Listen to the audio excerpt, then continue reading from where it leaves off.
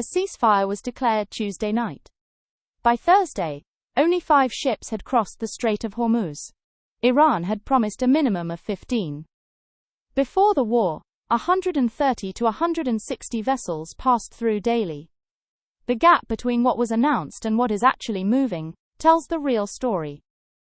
Iran formalized its control over the Strait during the ceasefire, requiring ships to obtain military approval before passage, with crews directed away from active minefields.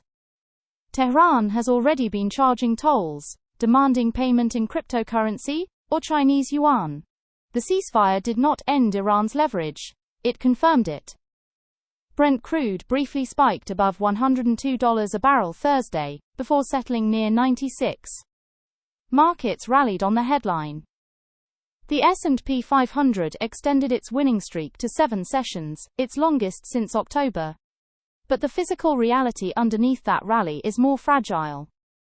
Refining capacity in the Middle East shrank 10 to 12% during the conflict, according to S&P Global Energy data. Even if the Strait fully reopens tomorrow, the head of the International Air Transport Association warned it would still take months to restore jet fuel supply to pre-war levels. The damage is not in the oil price, it is in the infrastructure that was destroyed. Fertilizer compounds the problem. About a third of internationally traded fertilizer moves through the Strait. Natural gas, which drives 70 to 90% of nitrogen fertilizer production costs, saw a 20% production drop during the conflict. Russia suspended ammonium nitrate exports. China blocked phosphate exports, removing a quarter of global supply. In the US, some fertilizer prices rose more than 40% in a single month after the war began in late February. Corn, wheat, and rice, the 3 crops that supply more than half of the world's dietary calories, are all exposed. A 10 to 15% reduction in nitrogen application can cut corn yields by 10 to 25%. That is not an energy story anymore, that is a food story. The same day markets celebrated the ceasefire, the Commerce Department released data that made the picture considerably more complicated. The core PCE price index, the Federal Reserve's preferred inflation gauge, came in at 3% in February, above the Fed's 2% target, and unchanged from the prior reading. That is where prices were before the Iran war, sent oil above $100 a barrel. It is not where prices are now. Simultaneously, fourth quarter GDP growth was revised down to an annualized rate of just 0.5%. That is a third of the original estimate of 1.4%. Real final sales to private domestic purchasers, a key measure of underlying demand, were cut to 1.8%, down 0.6 of a point from the first estimate. Consumer spending rose only 0.5% in February, below forecasts, while personal income actually fell by 0.1%. One economist at TradeStation called it stagflation worse than expected, even before the war started. The Fed is now caught between 2 sides of its dual mandate moving in opposite directions. Inflation is above target and rising, growth is decelerating. The March FOMC minutes showed policymakers generally inclined toward rate cuts later in 2026, but the energy shock has complicated that path. Markets currently price a 67% probability of a rate cut by October. At the same time, Fed minutes flagged a stronger appetite among some officials for a rate hike as early as next month, if energy-driven inflation proves persistent. The Fed cannot cut without risking a price spiral. It cannot hike without crushing an economy already growing at 0.5%. Mortgage rates offered a brief glimpse of what relief could look like.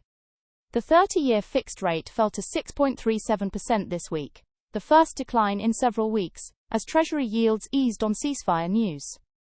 The Moody's framing is starker. The Iran war is functioning as a tax on U.S. households, and the burden is falling unevenly.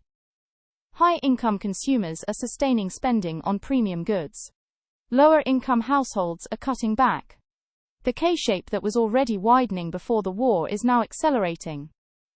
While the macro picture darkens, one corner of the economy is spending at a pace that has not slowed.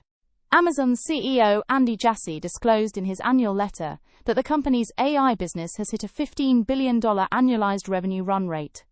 Amazon's stock posted its biggest single-day gain in 5 months. Meta signed a $21 billion deal with CoreWeave to secure cloud computing capacity. NVIDIA locked in a $2 billion infrastructure agreement with Marvell Technology. Google expanded its partnership with Intel, committing to multiple generations of Intel Xeon processors for AI training workloads in its data centers. Inside NVIDIA, Brian Catanzaro, who leads applied deep learning research, told reporters at a conference in San Francisco that even his own teams cannot get enough GPUs. Jensen Huang would tell him those chips were already sold. The chips that NVIDIA sells to the world are not available to NVIDIA's own researchers. That is one measure of how constrained supply remains. The spending is running into a wall that is not made of silicon. Nevada's largest utility, NV Energy, said it would need 3 times the electricity required to power Las Vegas just to handle proposed data centers, and that it probably cannot meet that demand without fossil fuels. That would cause the state to miss its clean energy target of 50% renewable power by 2030. In North Carolina, the largest utility is delaying coal plant retirements and adding natural gas capacity. NextEra Energy dropped its zero emissions goal entirely. The conflict between AI infrastructure build-out and clean energy commitments is already reshaping utility planning across the country. The weight of evidence points toward AI Capex continuing to accelerate through 2026. Amazon's Trainium 4 chip is reportedly near sold out before launch, and competitive pressure among hyperscalers is not easing. But that trajectory holds only if power constraints do not become binding. If grid bottlenecks slow data center approvals in major markets, the capital flowing into AI infrastructure will hit a physical ceiling that no amount of investment can immediately solve. The benchmark to watch is not a stock price.